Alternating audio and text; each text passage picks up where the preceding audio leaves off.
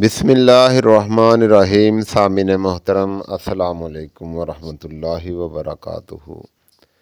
حضرت ابو موسیٰ اشعری رضی اللہ تعالیٰ عنہ بیان کرتے ہیں کہ رسول اللہ صلی اللہ تعالیٰ علیہ وسلم نے فرمایا، بھوکوں کو کھانا کھلاؤ، مریض کی عیادت کرو اور قیدی کو رہائی دلاؤ۔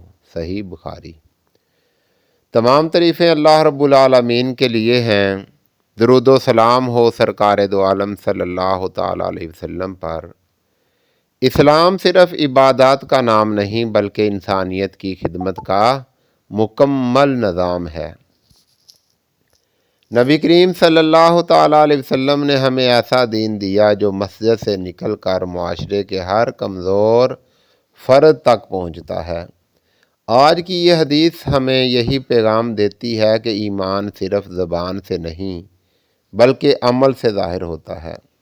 اسلام میں بھوک مٹانا بہت بڑی عبادت ہے۔ اس حوالے سے قرآن پاک میں یہ ارشاد باری تعالیٰ ہے، وَيُطْعِمُونَ الطَّعَامَ عَلَىٰ حُبِّهِ مِسْكِينًا وَيَتِيمًا وَأَسِيرًا۔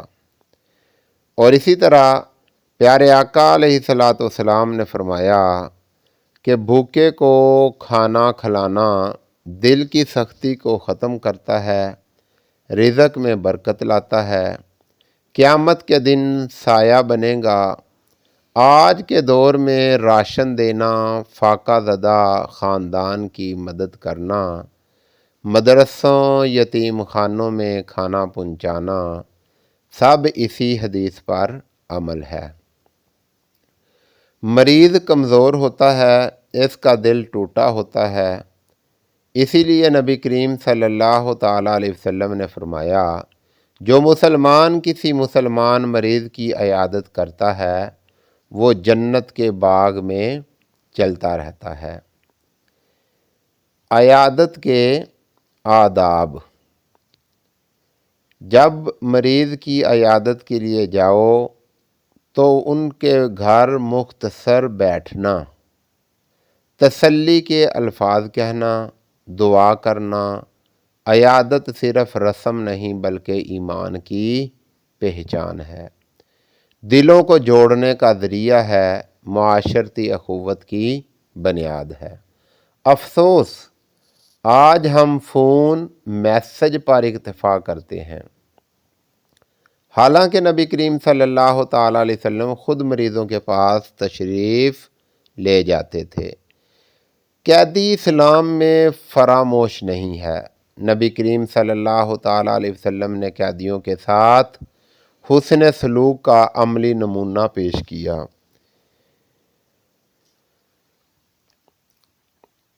قیدی میں شامل ہو سکتے ہیں بے گناہ قیدی، قرض کے بوجھ تلے دبے لوگ، ظلم کا شکار انسان۔